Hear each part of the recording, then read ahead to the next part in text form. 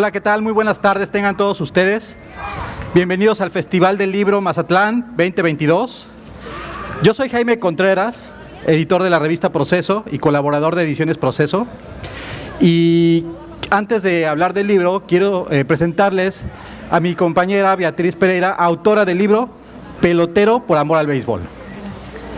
Hola, buenas tardes, bienvenidos todos. Mazatlán, tierra beisbolera. Pues no podía no haber un libro de béisbol. Gracias por estar aquí. Ahorita van a conocer qué maravilla es Pelotero. También quiero agradecerles porque ustedes son, sin temor a equivocarme, son el pináculo de una industria que es la de los libros, ¿no? En la de los libros obviamente intervienen la autora, intervienen los editores, intervienen los correctores, intervienen los diseñadores, intervienen ilustradores, interviene gente de ventas, de comercialización, distribución, almacenaje, la rotativa, la imprenta, todo. Pero todo eso no tendría caso, no tiene sentido sin ustedes los lectores. Y este es el propósito de presentar un libro que da testimonios, cuenta historias que merecen leer los lectores, ¿no? ¿Y cómo se hace esto? Se hace a través de una autora como Beatriz.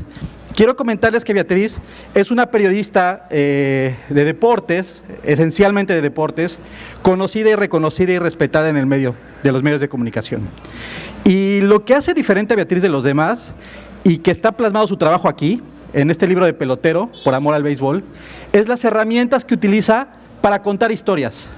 Lo que hace a través de las herramientas periodísticas es desnudar a estos iconos del deporte, del béisbol, bajarlos de su pedestal para presentarlos al lector tal cual son, personas con errores, con aciertos, con historias muy difíciles que lograron superar, y algunas también historias pues que no llegaron a buen término, pero que pertenecen a este mundo del béisbol, ¿no? Básicamente el libro tiene cerca de 18 historias de personajes, obviamente de figuras del béisbol mexicano y de grandes ligas, del mejor béisbol del mundo, pero también Beatriz presenta 3 historias de personajes peculiares que pareciera que a simple vista no tienen nada que ver con el béisbol, que están fuera de la cancha, fuera del campo, perdón dicho, pero sí tienen que ver directa o indirectamente con el deporte. Uno es el presidente Andrés Manuel López Obrador, que en su agenda trae un tema muy fuerte en materia de béisbol. Otro es Pedro el Mago Septién, un comentarista deportivo, cronista deportivo que marcó época y que ha marcado generaciones. Y otro es un artista plástico que se llama Francisco Toledo, ¿no? de Oaxaca, ¿no? Que tiene una relación muy íntima con el béisbol. También traemos personajes como las del Toro Valenzuela. Pero quiero comentarles que no solo es la clásica historia de superación personal, también Beatriz a través de los años ha podido revelar intimidades deportivas, ¿no? Las broncas que un beisbolista tenía con otro, lo que hace ver al beisbolista en sí más humano de lo que podemos ver a través de la televisión. Quiero ceder la palabra a Beatriz, quiero que me cuente, Beatriz, ¿cómo es el libro? ¿Qué va a ver el lector al abrir el libro?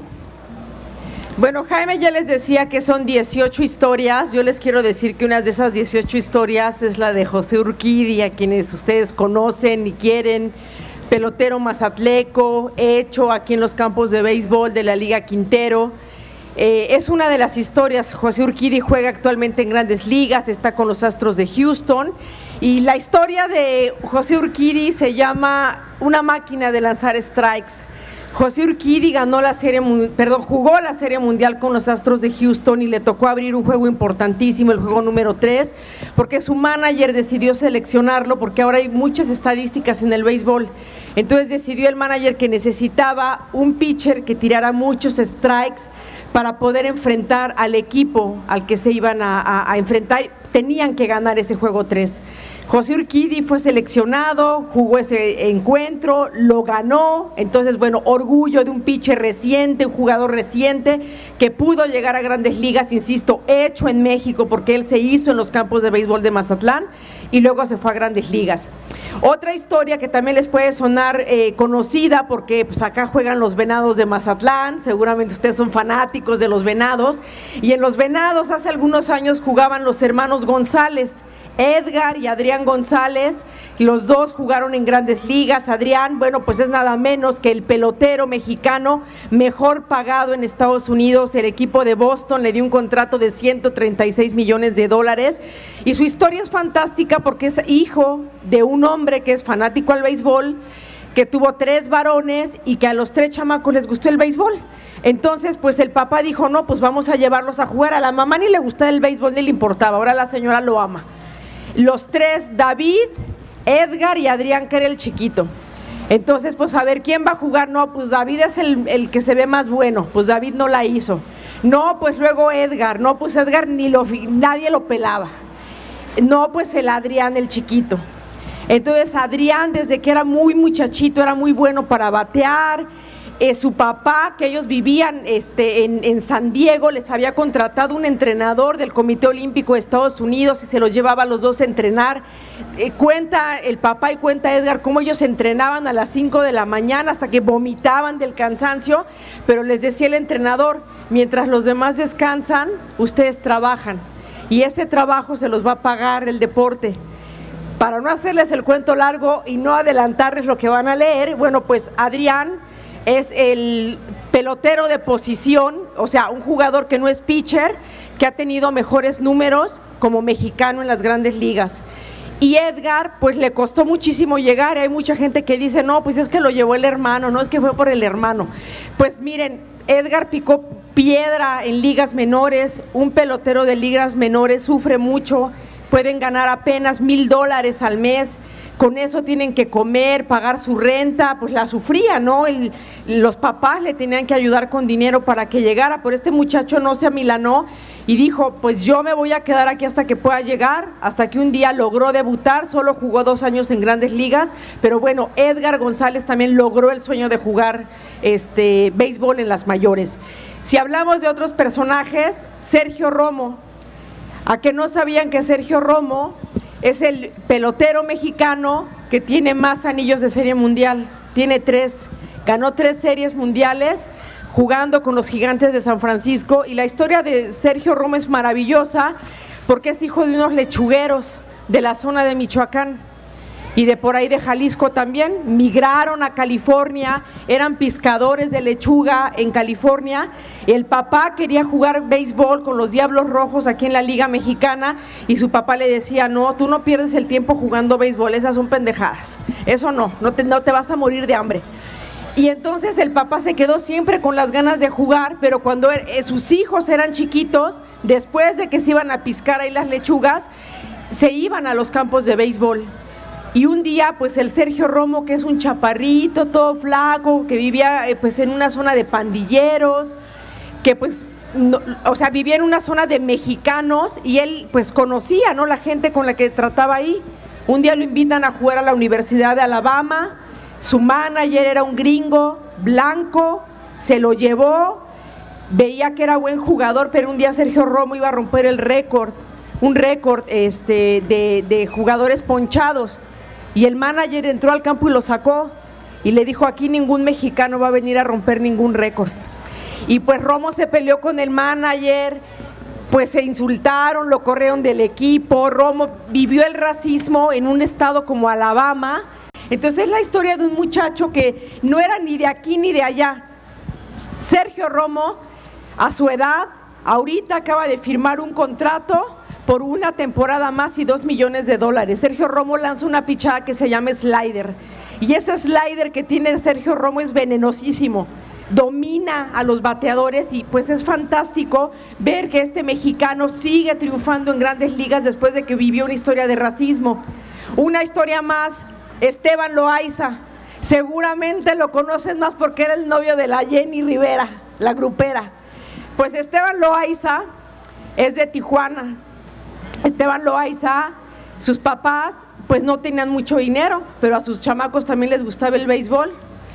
Esteban crece entre Tijuana y la zona de California, y cuando estaba chiquito y Esteban iba a la escuela y la maestra le ponía a hacer cosas, ¿no?, de los números, las letras, y Esteban dibujaba campos de béisbol. Entonces la maestra decía, es que este señora, pues su hijo, ¿no? Está loco. No, ¿por qué no? Es que no aprende, pues no sabe sumar, no sabe que llévese a su hijo a otra escuela. Y se llevaron a Esteban Loaiza a una escuela de retrasados mentales. Y cuenta su mamá que pasaba un camioncito amarillo para recoger al niño para que fuera a su escuela especial, porque él no podía estar con la gente normal, porque estaba retrasado mental, porque él dibujaba campos de béisbol. Esteban Loaiza en el 2003 ganó 21 juegos, empató la marca de Fernando Valenzuela de más juegos ganados por temporada, peleó por el trofeo Cy Young que le dan en cada liga, en las grandes ligas, al mejor pitcher, y se quedó a nada de ganar. Fue el segundo lugar después de Roy Halladay, un pitcher que jugaba para los Azulejos de Toronto. Y sus papás decían, mira el retrasado mental, y le dan contratos de millones de dólares. Entonces, este es el tipo de historias que ustedes van a encontrar en Pelotero. Está Vinicio Castilla, que es de Oaxaca, que jugó un montón de años con Rockies de Colorado. Está Jorge La Rosa, que a lo mejor no lo conocen. Ese muchacho, pues es un extraordinario pitcher zurdo. Jugó 15 temporadas en grandes ligas y pues mucha gente ni lo conoce, ¿no? Silencioso, cumplidor, muy serio este muchacho.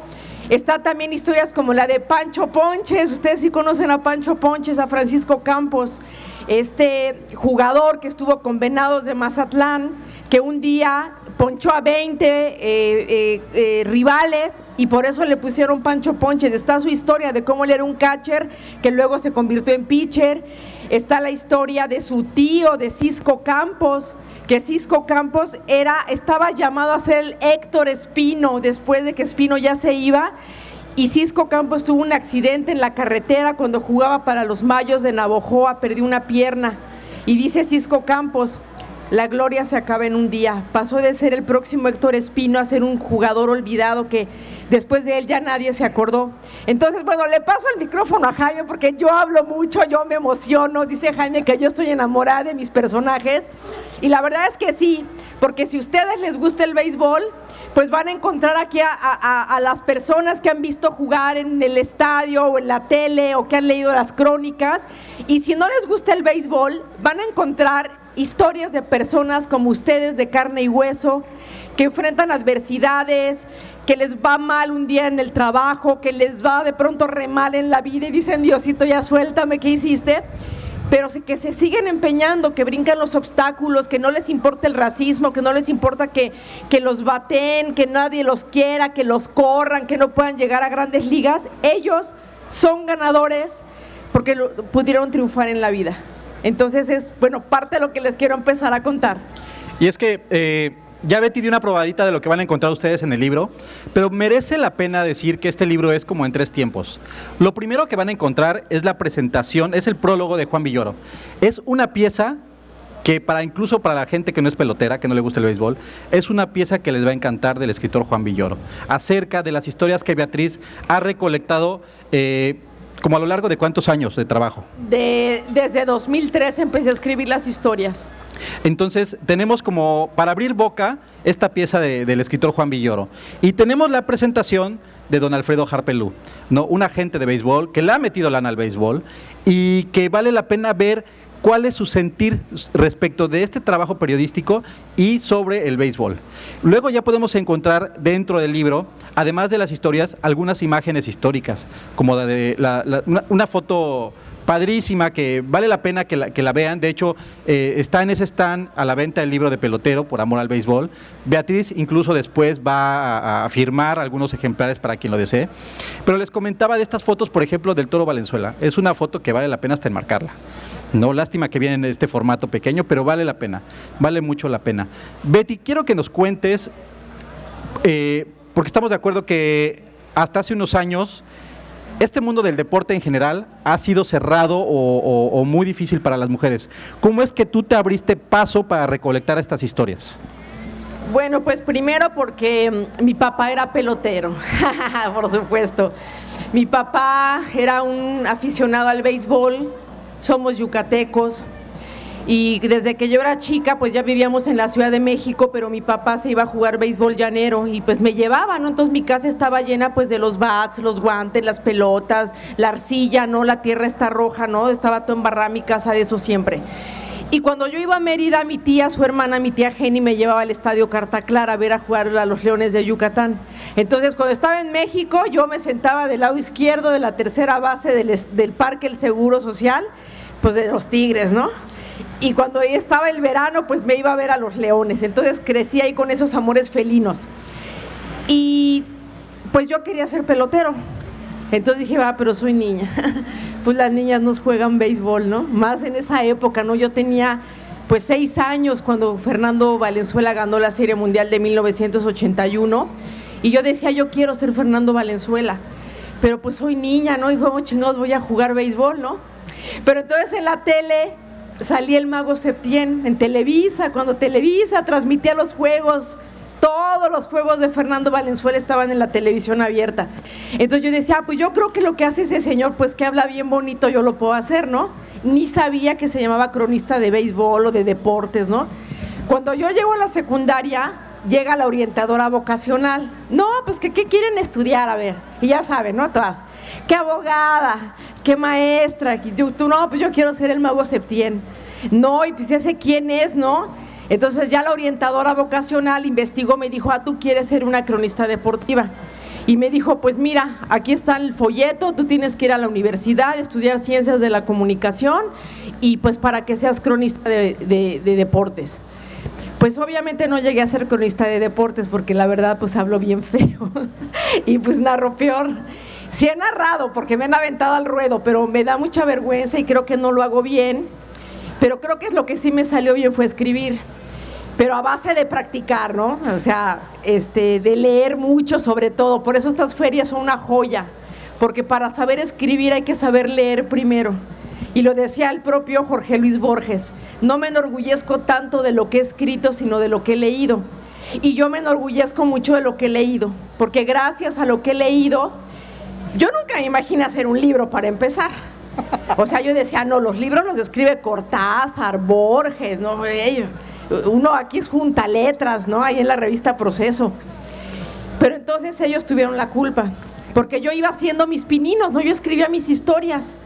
Y de repente pues les gustaba, ¿no? Y entonces Jaime, que es mi editor en Proceso, un día con otro editor me dijeron, oye, ¿por qué tú si escribes así como las historias bonitas de los deportistas mexicanos, ¿por qué no haces un libro? Y yo, ay, no, ¿cómo un libro? No sé quién me va a leer, no, en este país nadie lee, la gente no compra libros, y no, además, qué vergüenza, ¿qué tal que escribo una porquería y todos se burlan de mí? No, tus historias, junta tus historias. Estábamos llegando a la pandemia. Y entonces yo dije, bueno, pues si se trata de historias, le dije, nomás de las historias de los peloteros, ya sale un libro. No, pues hazlo. Entonces lo que hice fue que empecé a compilarlas, las que había escrito en la revista Proceso y las que había escrito en otro periódico que ya hasta desapareció, que se llamaba El Independiente. Es una porquería de periódico, pero bueno, pues había que comer, ¿verdad? Entonces las compilé y salieron las historias, además 18, porque yo decía, ¿qué hago? ¿Así cuántas meto? Así meto 9 como si fueran las 9 entradas. Y las actualizaste también, está la actualización. Ah, sí, claro. No, es muy importante decirlo. Se actualizaron también, ¿no? Porque fueron escritas de 2003 a cuando iba a empezar la pandemia. Total, que ya las junté y todo, y luego, no, pues a ver, ¿qué cabeza les vamos a poner? Entonces Jaime me iba ayudando a hacer las cabezas y a revisar y todo, y de repente ya cuando salió así el libro, así ya cuando lo vi, así cuando me lo entregaron y lo recogí, fue así como la experiencia más bonita de mi vida, porque dije, bueno, a ver, ya se hizo el libro, ya lo escribí, pero nunca me imaginé que a la gente le pudiera gustar. Ay, me dan hasta ganas de llorar, porque la gente, o sea, cuando yo leía los libros, yo decía, cerraba el libro y decía, wow, qué maravilla, o sea, viajé, fui, conocí, sin haber estado ahí. Y cuando la gente a mí me dice, ay, es que cuando leí tu libro me acordé de cuando yo iba al juego de béisbol con mi papá. No, es que me acordé que cuando yo llevaba a mi hijito a jugar, o luego los chamacos lo están leyendo y también, ay, sí, es que yo no sabía que Vinicio Castilla. Entonces me da como un orgullo de decir, creo que logré, o que quizá en más pequeño, provocar en la gente lo que yo sentí cuando leí aquellos libros que me gustaron tanto. Y obviamente también, pues cuando yo iba a Estados Unidos a los juegos de béisbol, a trabajar, pues me iba a las librerías, ¿no? O sea, en las librerías de Estados Unidos está hasta la vida del bad boy, el perro, la mascota del... Y yo decía, ¿por qué en México no tenemos libros de béisbol si también tenemos nuestros héroes, ¿no? O sea, tenemos un montón de jugadores que han triunfado, que han sido exitosos, que los entrevistan los mejores periódicos, ¿no? Y yo decía, ¿por qué en México no lo tenemos? Entonces, pues descubrí que mucha gente grande, o sea, estaba fascinada porque decían, es así como... Está todo junto en un libro lo que me gusta, pero luego también los hijos de esa gente grande, ay no, sí está bien padre, es que a mi papá le gusta el béisbol, a mí no tanto, pero igual, está bueno tu libro. Pero lo de los niñitos, de pues ver, ¿no? Cómo también esas nuevas generaciones que ahorita ustedes les dicen, oye, ¿cuál es tu jugador favorito? Ay, que el Alex Rodríguez, ay, que el Derek Jeter. No, señor, Vinicio Castilla, Oliver Pérez ahorita va a jugar su temporada número 20, acaba de agarrar otro contrato, Oliver Pérez, que es de aquí cerca de Culiacán, un zurdo de oro, que cuando jugaban los Mets de Nueva York, la prensa se lo comió vivo, porque le habían dado un contrato de $36 millones, y el Oliver, que era un buenazo para tirar strikes, puras piedras tiraba, diría Teodoro Higuera, ya no le salían las pichadas. Y Oliver Pérez estaba lesionado y nunca se lo contó a nadie. Aquí está la historia. Oliver Pérez se cayó que estaba lesionado porque no quería que lo dejaran ya sin jugar. Total que lo terminan corriendo y entonces pues el Oliver ya lo corre del año pasado y viene a jugar a los Toros de Tijuana y es campeón con los Toros de Tijuana y le fue re bien y entonces ahorita acaba de agarrar otro contrato. Entonces, si se dan cuenta, son historias vivas. Ahí están, van a encontrar no solamente Fernando Valenzuela, que ya se retiró, sino también pues los que siguen ahorita jugando, los que Pancho Ponche ya es manager de Piratas de Campeche. Está también la historia de Rafael Díaz, ese a lo mejor ni lo conocen, pero la historia de Rafael Díaz es bellísima. Rafael Díaz es el jugador más longevo de la Liga Mexicana, jugó con 48 años. Y Rafael Díaz jamás se lesionó. Aquí está la historia de cómo entrenaba y cómo se cuidaba. Le decían el Pocho y lo odiaba. Y la historia de Rafa Díaz es fantástica porque resulta que es primo de un futbolista, no les voy a decir de quién, porque su mamá se volvió a casar. Y su mamá, que los había abandonado a él y a su hermano, el Rafa la fue a buscar muchísimos años después a Ciudad Juárez y encontró a su mamá y se reencontró con ella. Y Rafa pues no le fue muy bien tratando de llegar a las grandes ligas porque estaba lleno de rencor y de demonios porque su mamá lo había abandonado. Pero al final de cuentas, él en los Diamantes Mexicanos se convirtió en un hombre exitosísimo. Entonces, pues, ahí veo que hay un montón que les gusta el béisbol porque como que les suena todo lo que les cuento. Pero es que también, digo, aquí a lo mejor no vale mucho esta regla, pero, por ejemplo, yo que soy de la Ciudad de México, al principio a mí me daba miedo el béisbol, y me daba miedo porque no lo conocía. Entonces, este libro además, ya por aquí conocimos a 2-3 personas que no les gusta el béisbol. Este libro hasta incluso es para la gente que no les gusta el béisbol, ¿no? Yo les digo, era reacio al béisbol porque no lo entendía. Mi abuelo fue pelotero, pero aún así yo no lo entendía, entonces yo no me acercaba al béisbol. A raíz que leí estas historias que están escritas con un lenguaje tan claro que hasta gente como yo, que era reacia al béisbol, pues llegó a enamorarse. Y desde entonces se puede decir que mi romance con el béisbol sigo en la luna de miel, ¿no? A mí todas las historias me encantan, porque aparte, como lo comentaba en un principio, ¿no? Son historias de superación. Y las que no son de superación son unas historias que te estrujen, ¿no? ¿Cómo es posible que, por ejemplo, sin decirles el nombre, ustedes van a saber de quién se trata, ¿no? Un mexicano, estrella de grandes ligas, que después de años, pues es detenido por posesión de droga, por tráfico de droga, ¿no? Creo que ya salió de prisión, apenas acaba de salir de prisión, pero imagínense, o sea, ser un icono, ser un dios de un deporte tan masivo como el béisbol, un deporte que hasta nos marca el lenguaje, ¿no? Eso de 0 y van 3 es del béisbol. No nada más voy de pis y corre, es de béisbol. Me batearon, es de béisbol. O sea, el béisbol ya permeó en otros ámbitos que no son meramente deportivos, ¿no? Entonces, estas personas que son figurones, que son dioses en este deporte tan importante, ¿no? Y que de repente se ven caídos, pues es importante cortar su historia. Quizá no para no repetirlas, pero sí saber para dónde va la bola, que es otra frase del béisbol.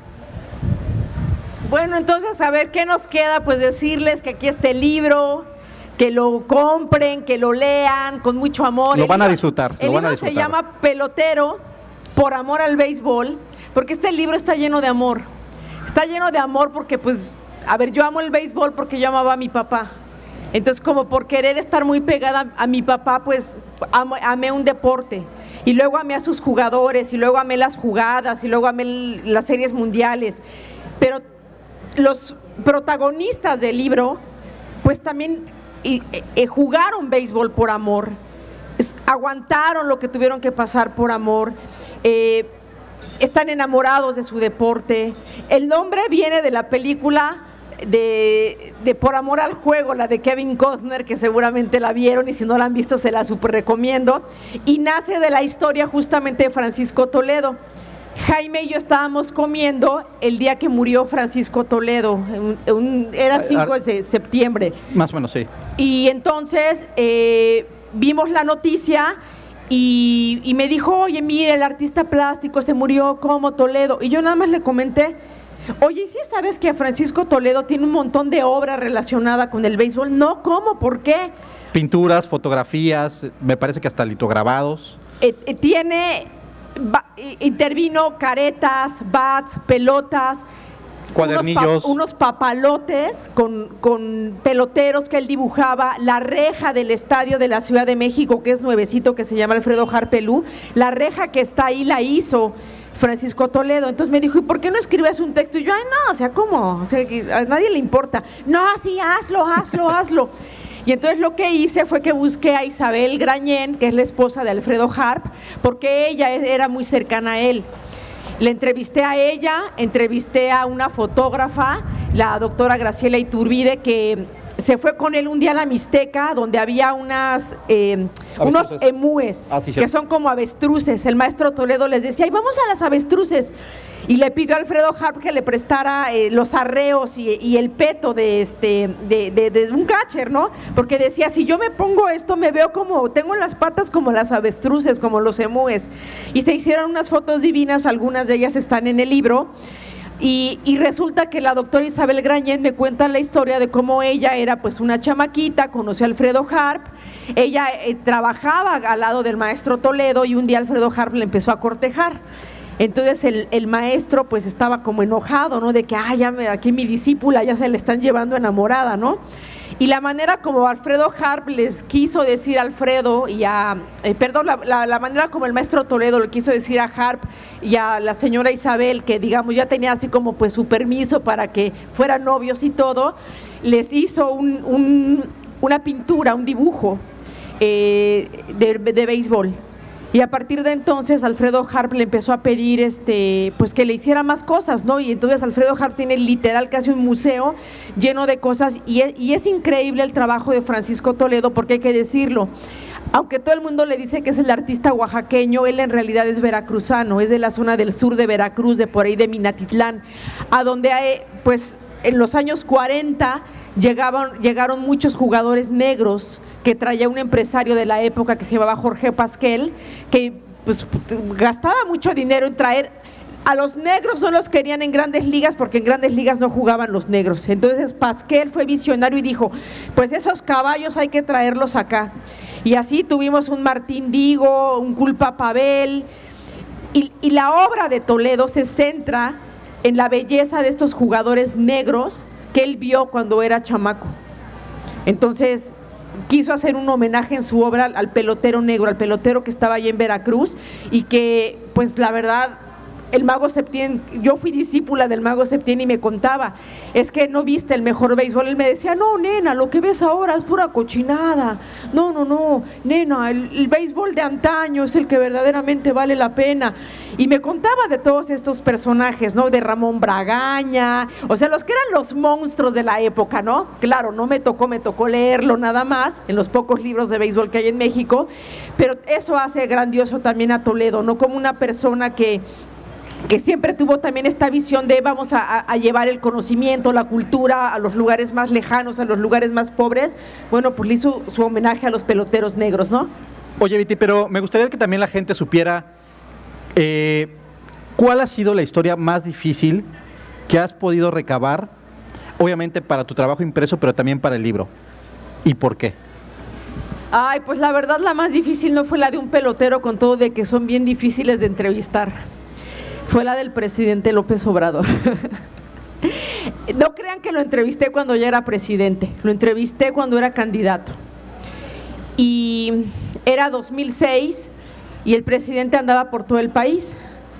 Yo antes de ser reportera de deportes fui reportera de información general y me tocó cubrir la campaña de López Obrador para jefe de gobierno.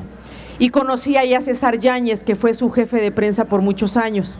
Entonces, pues, yo decía, a ver, yo hago cosas de béisbol y este señor es súper fanático del béisbol, entonces a mí me gustaría conocer su historia, ¿no? O sea, no tenía otro interés, pues, hagan de cuenta, no sé, en Estados Unidos, el dueño de los Rangers de Texas fue el expresidente George Bush, y ahí tiene su historia de beisbolero. O no sé, Maduro, también es fanático del béisbol, o el Hugo Chávez, Fidel Castro. Entonces hay muchos líderes políticos del mundo que son aficionados al béisbol. Entonces yo dije, bueno, yo quiero entrevistar al candidato.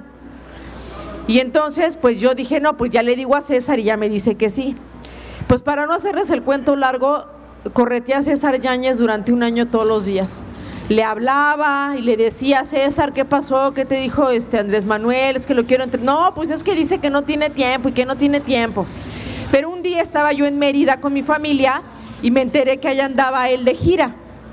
Y entonces supe en qué hotel estaba y pues dije, no, pues ahí lo voy a ir a buscar, ya se lo tengo que pedir yo.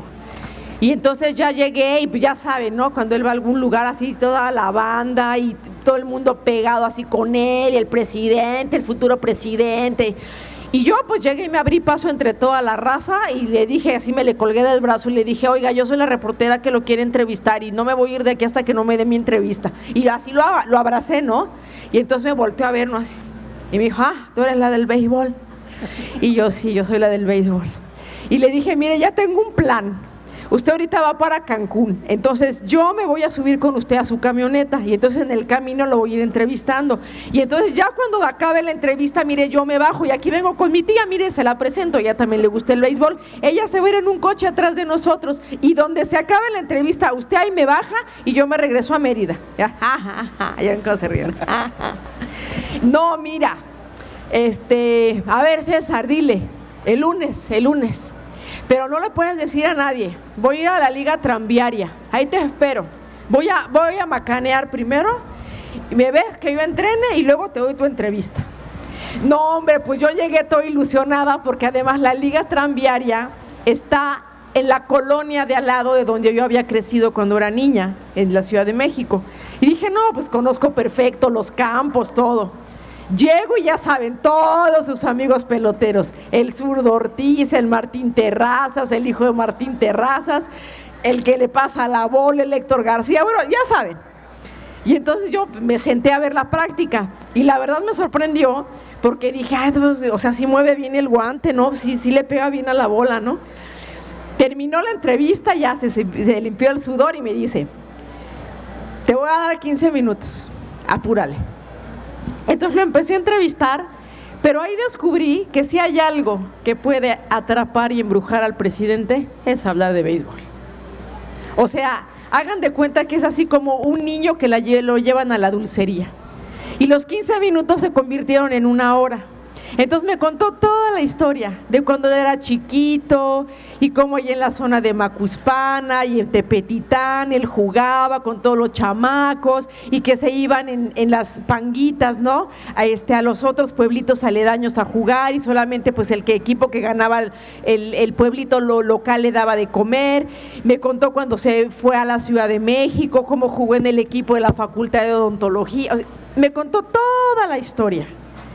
Pero lo que más me gustó de la historia fue cuando él me dijo, cuando yo sea presidente, el béisbol va a ocupar el lugar que se merece.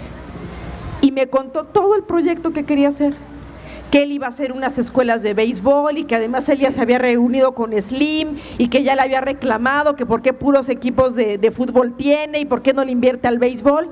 Pero cuando yo sea presidente, el béisbol va a ocupar el lugar que se merece. Y pues 12 años después se convirtió en presidente. ¿Y qué creen que fue lo primero que hizo? Pues en la mañanera anunció 350 millones de pesos para hacer sus escuelas de béisbol. Acá van a tener una en Ciudad Obregón, otra en Hermosillo, está la de Texcoco, está la de Veracruz, está la de Campeche. Y la verdad es que a mí todo el mundo me critica y me dice, ¡ay, pinche reportera palera! Y pues yo no me puedo poner a eso, porque el fútbol ha avasallado todo en este país. Y el béisbol alguna vez fue el rey de los deportes en este país. Y era el béisbol de Jorge Pasquel, de estos jugadores negros, hasta que llegó 1981 una huelga y el béisbol se nos empezó a morir. Pero pues el presidente siempre tuvo esta visión de decir, pues si podemos hacer una escuela donde los niños vayan a la prepa y puedan entrenar béisbol, y luego que si llegan a grandes ligas, qué bueno, pero si no, pues pueden ser un trainer, pueden ser un nutriólogo para los equipos de béisbol. Entonces, pues bueno, esa es la historia que me costó más trabajo, pero es una historia que también me gusta mucho, porque pues me parece que poder contar la infancia deportiva de la persona que nos gobierna y poder decir que ese proyecto que él tenía en la cabeza pues a mí me lo contó en 2006. No sé desde cuándo lo tenía en la cabeza. Pues el proyecto se está haciendo realidad, ¿no? Entonces, pues que los chamacos tengan una oportunidad, y las chamacas también, porque aceptaron jugadoras, hay jugadoras muy buenas que se inscribieron en las escuelas, puedan tener una oportunidad de acercarse a este deporte. Pues yo soy feliz porque pues a lo mejor un día hago un pelotero 2 y a lo mejor uno de esos chamacos que hoy están en esas escuelas pues será el personaje de una edición más del libro. Oye, Betty, pero también hay historias dolorosas. ¿Cuál ha sido pues la que más te ha impactado? ¿No? Yo ya dije sin decir el jugador, ¿cuál es la que me ha impactado? ¿A ti cuál más te ha impactado de estas historias? No voy a decir de fracaso, sino historias dolorosas.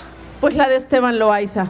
O sea, ustedes imagínense que Esteban Loaiza, les acabo de decir que peleó por el trofeo más importante que puede ganar un pitcher, que en ese 2003 fue el abridor del Juego de Estrellas con Medias Blancas de Chicago, que era un pelotero respetado, era un pelotero que esa temporada llegó ganando $500,000, así el salario mínimo, casi le dieron como por tristeza el contrato, ¿no?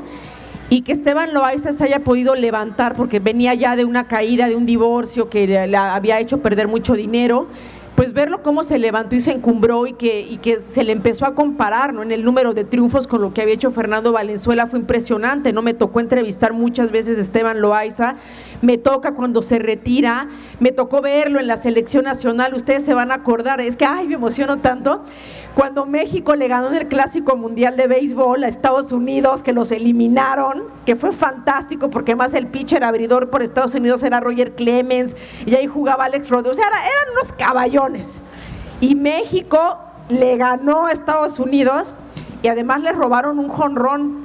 Entonces Esteban Loaiza agarró esa pelota porque decía, no es que pegó, se fue al lado del poste, no, pegó en el poste, y si pegó en el poste es jonrón, no pegó, dijo el umpire, no, o sea, no iban a permitir decir que Mario Valenzuela le había dado jonrón a Roger Clemens, ¿no? Loaiza levantó la pelota y en la cámara la puso y la pelota traía la pintura amarilla que indicaba que le había pegado al poste, entonces fue un jonrón que le robaron a México, pero con todo y eso México eliminó a Estados Unidos. Esteban Loaiza era un líder. Esteban Loaiza pues era un tipo que lo ves como un jugador y de repente cuando te enteras en las noticias que lo detuvieron y que lo van a procesar, que ya se declaró culpable, que lo sentenciaron a 3 años de prisión. No crean que no busqué esa historia, me fui hasta Seattle, donde estaba en la cárcel de Seattle, le mandé el libro por correo, le escribí una carta pidiéndole una entrevista, porque yo decía, quiero hablar con él, o sea, quiero saber. Alfredo Harp, que fue secuestrado, el empresario, contaba que una de las cosas que lo mantuvo vivo en el secuestro fue que le dijo a los secuestradores, solamente les voy a pedir una cosa, tráiganme un radio para que yo pueda escuchar los juegos de mis Diablos Rojos. Y escuchar el béisbol todos los días de su secuestro lo mantuvo en pie, porque decía, yo cuando salga ya libre de aquí, pues voy a ir otra vez con mi equipo a los juegos. Entonces yo quería saber qué estaba haciendo el béisbol por Esteban Loaiza en la cárcel. Esteban a lo mejor tenía la oportunidad de enseñar béisbol en la cárcel a otros prisioneros, o tener un equipo. Yo quería contar esa historia, pero bueno, pues Esteban no aceptó, no quiso hablar, es decir, nunca me contestó, no quiero, pero pues nunca contestó ni la carta, ni mis solicitudes para que yo pudiera ir a verlo a la cárcel. Y finalmente el 8 de agosto del año pasado lo soltaron, ya está en Tijuana, ahí está en una academia, está enseñando como pues a todos los chamacos a cómo lanzar, ¿no? Entonces, pues igual, o sea, me sorprendió la historia y me pareció muy dolorosa, pero al mismo tiempo también pienso, otra vez no se dejó caer. O sea, se fue al hoyo más profundo y este señor ya lo deportaron, ya está en México, y en lugar de sentarse a llorar o a lamentarse por su tragedia, está en el béisbol y está siendo salvado por el béisbol. Y yo les diría, o sea, de alguna manera, pues a mí también el béisbol me ha salvado, a lo mejor por eso lo amo y lo quiero tanto, ¿no? Mi papá, quien yo adoraba, un día se fue de mi casa, ¿no? Dejó a su familia y yo, ¿con qué me sostenía? Pues viendo el béisbol. Era así como tener un pedazo de mi papá en mi casa, ¿no? Y entonces, pues a mí el béisbol me salvó, Esteban Loaiza el béisbol lo salvó, a Rafa Díaz el béisbol lo salvó, a Oliver Pérez cuando ya, o sea, de capa caída, así de yo no sirvo para el béisbol, no, ¿cómo no? O sea, párate, ponte a entrenar, recupérate de la lesión, sigue adelante. A Sergio Romo le ponían unas madrizas en Alabama nada más por ser mexicano, y en el charco de sangre ese niño se levantaba, se limpiaba la sangre y al día siguiente iba al campo otra vez. Entonces, ¿se dan cuenta cómo es, digamos, tan maravilloso que un deporte, que el amor a algo que le podemos tener, pues nos salva, ¿no? Y nos mantiene en pie y nos mantiene luchando y trabajando y siempre tratando de brincar esos obstáculos, ¿no?, que se nos presentan todos los días. Vale la pena que le den una oportunidad a este libro. Es de una lectura muy sencilla, no es nada pesada. La ventaja de este libro es que, bueno, pues a través de la periodista que es Beatriz, puede contar las historias de una manera amena, aunque sean temas difíciles. Entonces vale la pena, está ahí el stand. Si alguien ya tiene el ejemplar y quiere que Betty lo firme, adelante. Quiero saber si alguien tiene alguna pregunta, alguna duda, algún comentario. Ajá, que pregunten. ¿Alguien quiere preguntar, participar, interactuar? Gracias.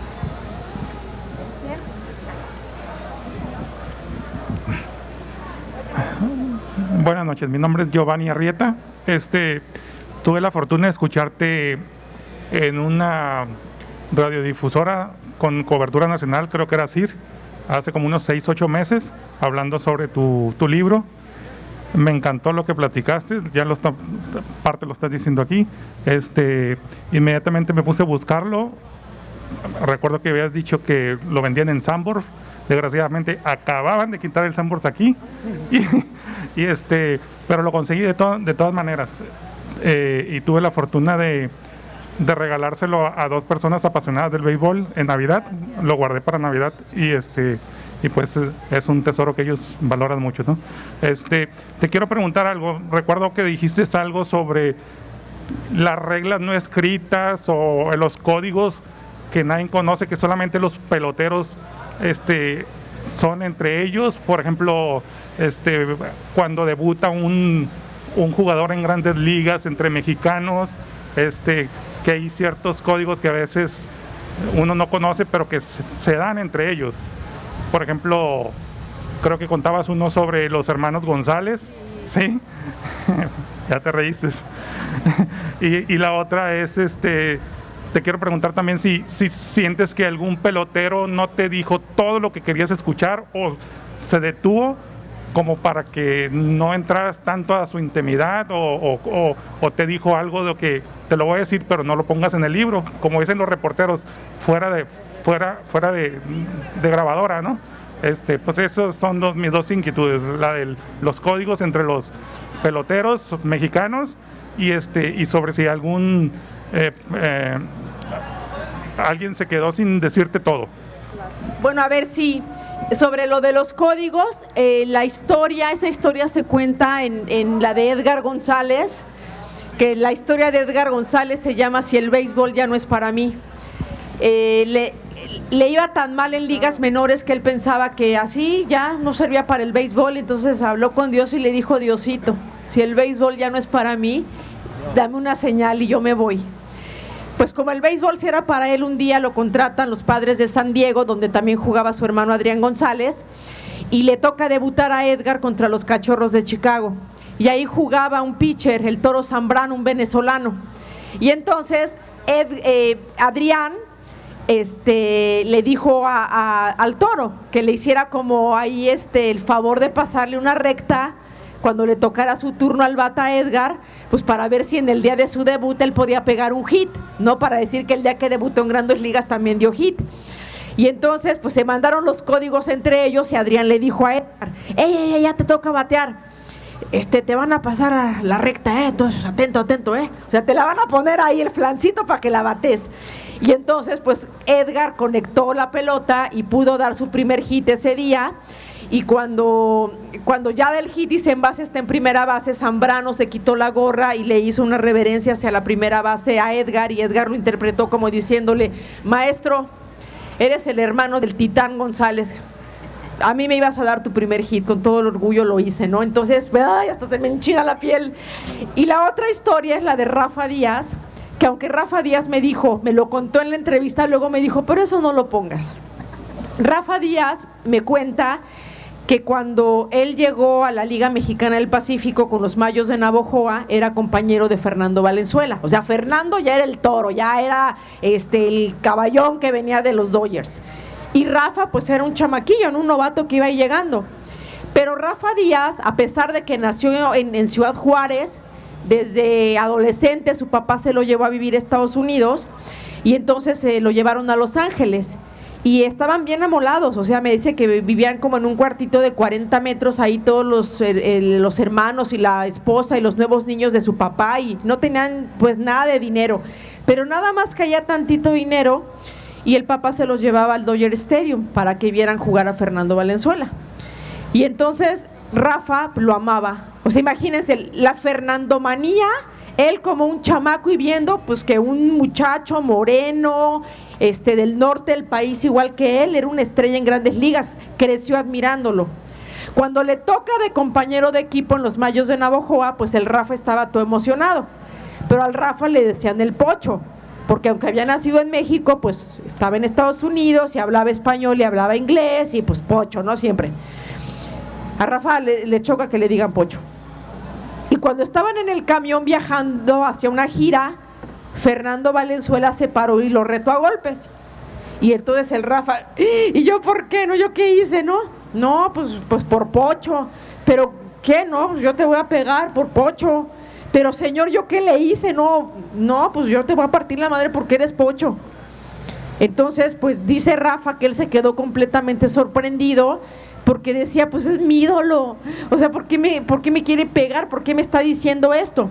Pero me lo contó así, además casi quería llorar Rafa, y además traía puesto una gorra de los Dodgers, y me dijo: pero eso no lo pongas, por favor.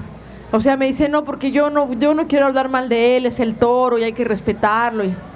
Entonces yo le dije: no, sí, está bien, pero cuando estoy escribiendo la historia, yo dije: no, es que esta es una joya.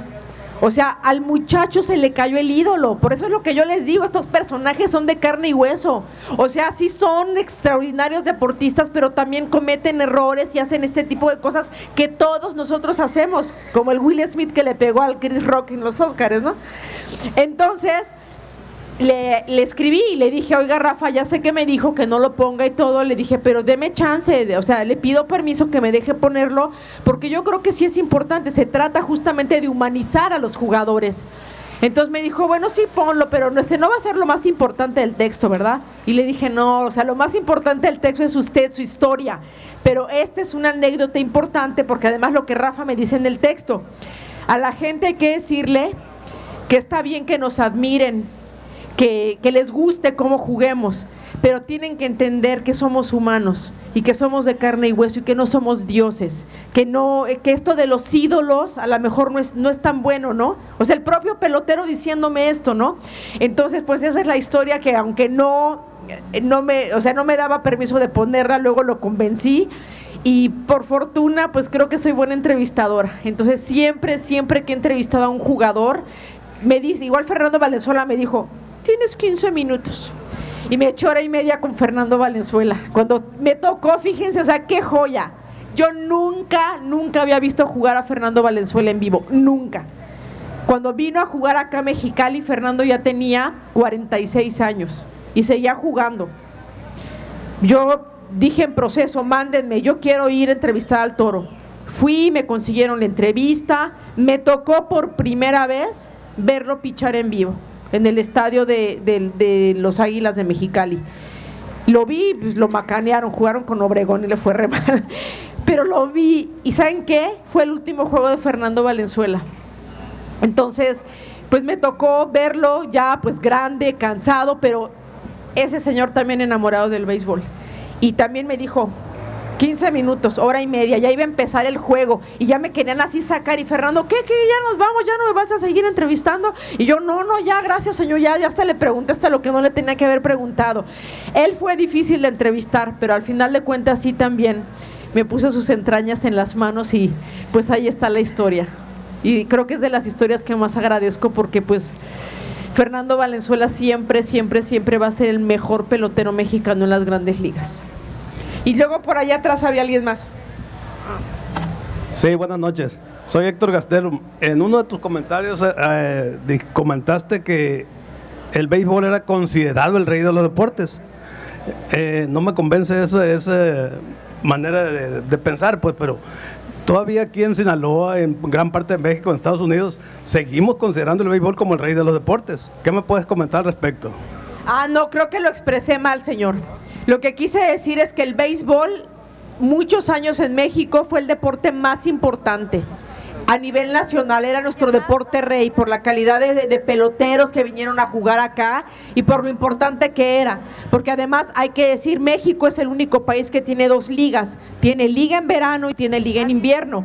Pero que después de 1980, cuando fue la huelga de la nave, usted se acordará, el béisbol pues empezó a morir, o sea, las televisoras ya no lo querían transmitir, Televisa lo dejó de pasar, pues en otros canales no se pasaba, o sea, como que ha habido un sufrimiento con el béisbol. O sea, para mí por supuesto que sigue siendo el mejor deporte del mundo y claro que es el deporte rey, pero pues de alguna manera el fútbol ha avasallado y ha acaparado todos los espacios y eso está mal.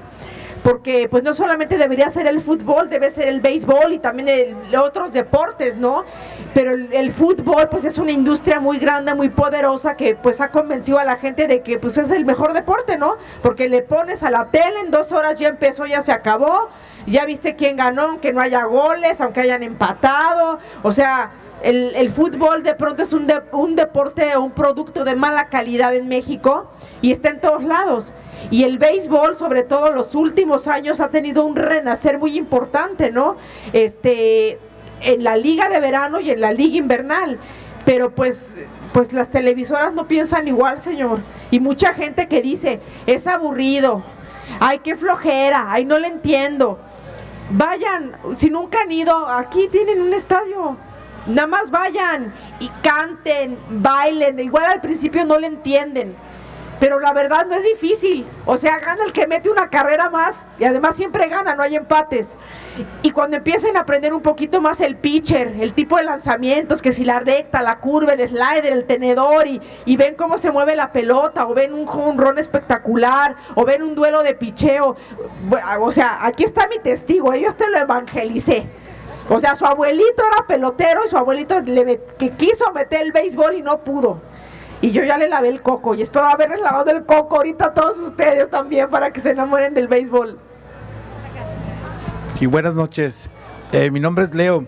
Mire, muy interesante todas sus historias, pero parece que tienen siempre un patrón, ¿verdad? Es decir, parece que todos los peloteros necesitan tener esos pasos, ¿no? Ser humildes, que alguien los descubra, luego tener muchas dificultades y luego llegar a las grandes ligas.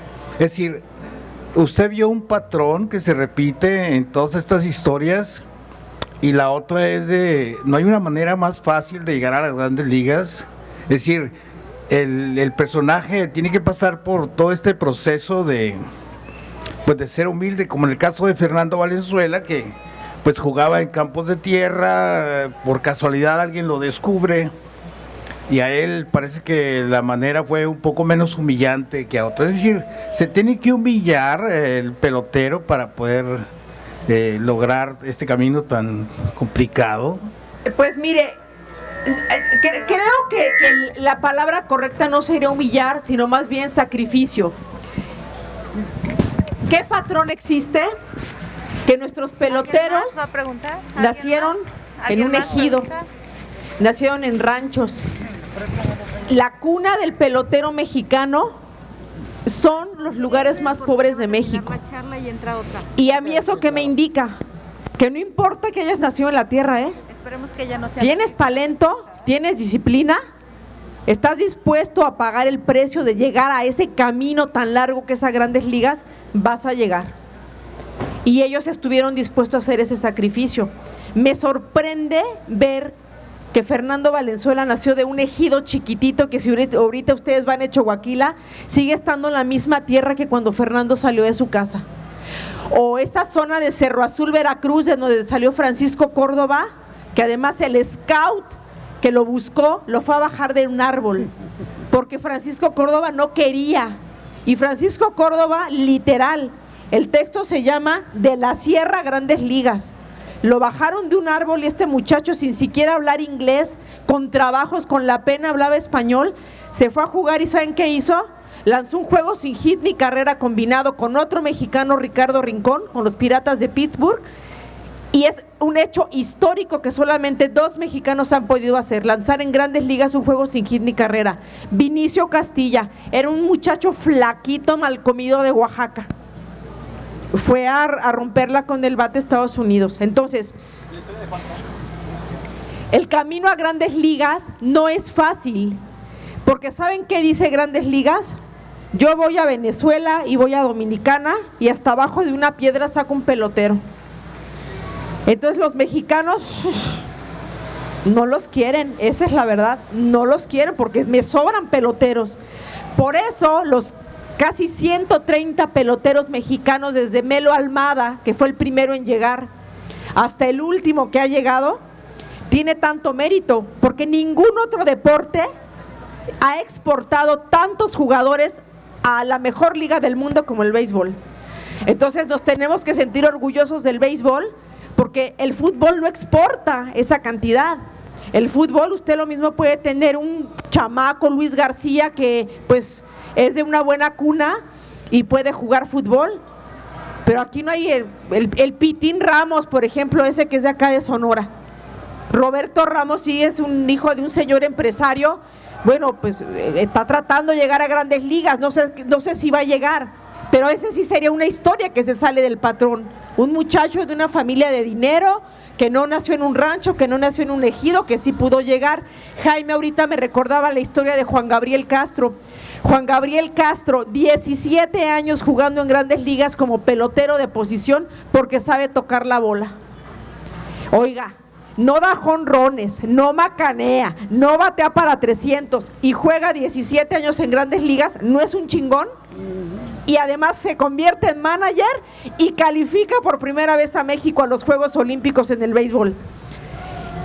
Y nació en Los Mochis, Sinaloa.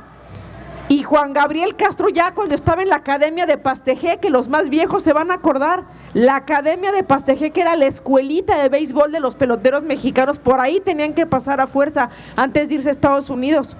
Cuando venía el Mike Brito, este señor gordito del sombrero blanco y su puro, que era el scout, que es el scout todavía de los Dodgers, se iban a otro campo de tierra, o sea, un galerón lleno de ratas, donde medio les daban de comer. Todos pagaron el precio, todos pagaron derecho de piso porque nadie les regaló nada. O sea, es raro el pelotero que de un campo ya de Liga Mexicana se fue directo a Grandes Ligas, como podría ser el caso de Francisco Córdoba, ¿no? Pero aún así él lloraba por teléfono con su mujer y me quiero regresar y no quiero estar aquí. La mujer, aguántese, cabrón. No, o sea, ya estás allá, o sea, aguántate, ¿no? O el propio Juan Gabriel Castro que cuenta o sea, dice Juan Gabriel Castro, yo cuando llegué a los Dodgers me di cuenta que no sabía jugar béisbol. O sea que yo llegué aquí a aprender y me dijeron, el guante se pone así. Entonces es súper meritorio que con las pocas herramientas que han tenido aquí hayan podido acceder al mejor béisbol del mundo. Por eso son tan grandes, por eso las historias valen tanto la pena. Y claro que hay un patrón, el pelotero mexicano es pobre, es de cuna humilde, y se van y se soban el lomo, y ahí están, 17 años en Grandes Ligas, Juan Castro. Ok, una pregunta más y ya nos vamos. Ok. Pero porque nos corren, no porque yo me quiera ir. Ok, buenas noches. Sí, buenas noches. Soy Hugo Roberto Domínguez y como dijo mi compañero, pues yo nací con el béisbol por dentro, ¿no? Todos en el noroeste nacimos con el béisbol. Claro. Sí. Parece ser que es algo que lo llevamos dentro y la verdad es que nos sentimos orgullosos del béisbol y si te das cuenta, pues todos los grandes mayoristas son de todo el noroeste del país, la mayor parte de todos ellos, ¿sí? Pues hay muchas cosas, ¿no? Muchas cosas de lo que comentaste y sobre todo quiero decirte que cuando yo leí este libro lo leí porque era de una mujer, porque aquí en México no hay mujeres que se dediquen al béisbol. Sí, y si acaso conozco alguna por ahí que sabe béisbol y que me agradaba en un momento dado platicar con ella porque te podía platicar de todo sobre el béisbol, cosa que por lo regular no lo hacía, ¿no? Yo creo que leí el libro cuando lo acababas de sacar, ¿sí? Y ahora hace poco me lo volvió a regalar a mi compadre aquí de nuevo, pero yo ya lo había leído hace algún tiempo. Y la pregunta nomás es la siguiente, porque pues, aquí no vamos a alargar con esto. ¿Qué piensa de las nuevas reglas que el béisbol ha tomado en los últimos años? Los viejos jugadores dicen que están destrozando el béisbol, ¿sí? Aquellos que se crearon con los toques de bola, aquellos que se forjaron con las barridas en la segunda, aquellos que tenían que tronar al catcher para poder anotar. ¿Qué piensa de todo eso? ¿El del corredor en la segunda base, en los extra innings, o hay que proteger al jugador de cuadro? ¿Qué piensa de todos esos cambios que trae el béisbol actualmente? No, señor, pues yo lo sufro. Ahorita nada más que me hayan quitado al pitcher bateando por meter al bateador designado, no sabe cómo lo lloro. Y no sabe cómo lloro que ya no haya pitchers que lancen 9 entradas. Y no sabe cómo lloro que haya el preparador, el relevista, el cerrador. No, yo soy del béisbol viejo. Yo soy del béisbol de meter los spikes por adelante, yo soy de eso del catcher, de que no bloquee el home, no. Y no quiero tampoco corredor en segunda base, no, pues no me gusta, pero le voy a decir una cosa, aquí es adaptarse o morir, señor. Es una industria, y si esta industria no deja dinero, van a matar al béisbol. Entonces lo que hay que hacer es, tenemos que aceptar lo que están haciendo ahora para que el juego dure menos, porque si dura menos las nuevas generaciones aceptan verlo, porque si dura menos cabe en la televisión o en la plataforma donde lo quieran ver, ¿sabe? O sea, me ha costado muchísimo trabajo entender, no, yo soy una fanática del toque de bola, por supuesto, y también soy una fanática de las estadísticas, pero ahora por estadística que digan, no, pues es que ya no toques la bola, porque cuando ya tienes un out, la probabilidad de que anotes se reduce en tal porcentaje, que si no tocaras la bola, pues sí digo, pero si yo crecí viendo tocar la bola, ¿no? Y que ahorita no toquen la bola, pues me parece... O sea, lo lloro. Pero le voy a decir una cosa, acabo de entrevistar a Juan Castro esta semana y él me decía, el toque de bola no va a desaparecer, menos en los torneos cortos. Cuando se necesita hacer carreras rápido, bueno, pues con un toque de bola México le ganó a Estados Unidos para clasificar a los Juegos Olímpicos.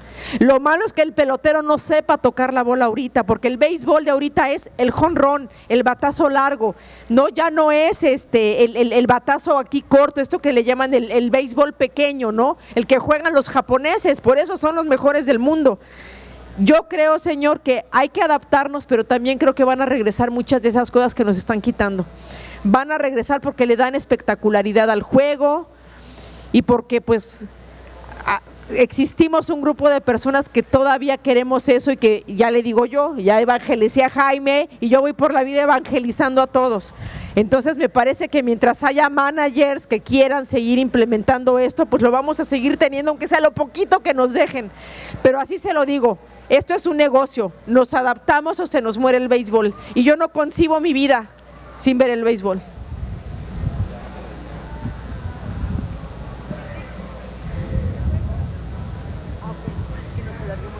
Ok, ¿alguien más tiene una última pregunta? Por favor. Sí.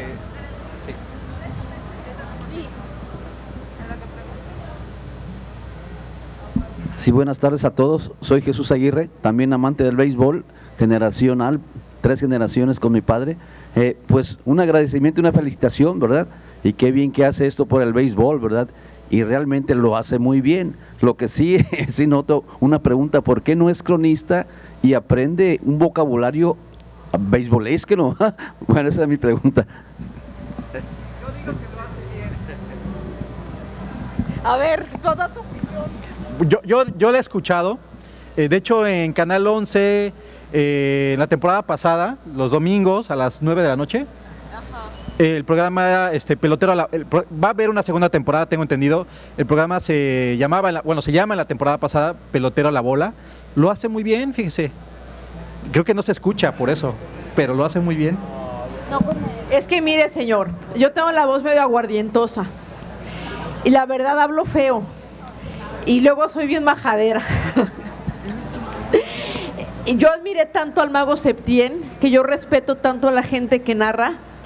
El Mago Septién me ponía y me decía, a ver, di la frase, a ver, repítela. Yo ahí hasta me decía, y me siento bien idiota, ¿no? O sea, ha de decir el Mago está bien bruta, ¿no? Pero el Mago me decía, no, nena, te sale muy bien. Pero la verdad el Mago me quería mucho, entonces, o sea, creo que me lo decía más de cariño. Cuando me pusieron a narrar en 2004 la final de la Liga Mexicana de los Zaraperos de Saltillo contra los Tigres ya eran de Puebla, jugaban en Puebla. Yo me sentía bien en el terreno de juego, haciendo comentarios o analizando el juego, pero la crónica como tal, que yo pueda irle narrando jugada a jugada, digo, ay no, o sea, por ejemplo, pues a lo mejor Lanzagorta les puede gustar o no les puede gustar, pero la verdad, pues dice, tiene una agilidad mental, ¿no? Para decir y explicar, o sea, yo entiendo el juego, yo igual se lo puedo narrar, pero en la segunda entrada se va a jetear. De veras, o sea, no, yo no le quiero faltar al respeto. Mire, señor, zapatero a tus zapatos. Yo aprendí a escribir, yo escribo, para que me lean. Y quiero que me quieran mucho por lo que escribo. Y luego no que me vean en la tele y digan, ay, esta cabrona ya cállenla, ¿no? Ya. Pero sí los invito a que vean en el Canal 11 a partir del domingo 24 de abril. Va a comenzar lo que les decía Jaime, es la segunda temporada de un programa que se llama Pelotero a la bola. Ahí comparto mesa justamente con Alfonso Lanzagorta, con Gustavo Torrero, que también es un cronista de muchos años, y con Javier Trejo Garay, que seguro lo han visto en ESPN algunos. Entonces es un programa donde pues hablamos de los resúmenes de los juegos más importantes de la semana, donde yo hago ahí entrevisto pues lo mismo al Calimán Robles, que al Abulón Hernández, que pues a los jugadores de ahorita, ¿no? Al Pepón Juárez, ¿no? Y también le explicamos a la gente un poquito las reglas, que por qué se llama line-up, que cómo se va haciendo la cuenta de las bolas y los strikes y los tipos de lanzamientos, como para tratar de que la gente pues aprenda un poquito, ¿no? Entonces ahí me toca leer los resúmenes de béisbol, señor, y un día lo hice tan mal que yo quería que la tierra me tragara, porque me dieron mal la hoja, entonces no coincidía lo de la imagen de la tele con la hoja, y entonces yo no sabía qué hacer, ¿no? Entonces me dio mucha vergüenza, pero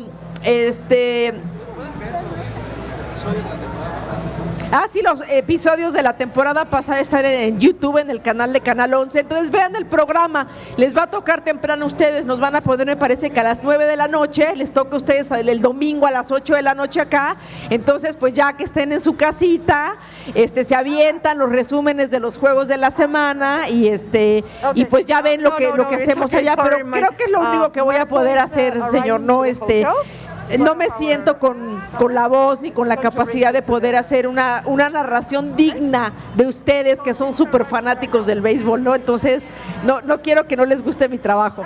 Okay, don't worry. Okay, perfect. ¿Listo? Okay.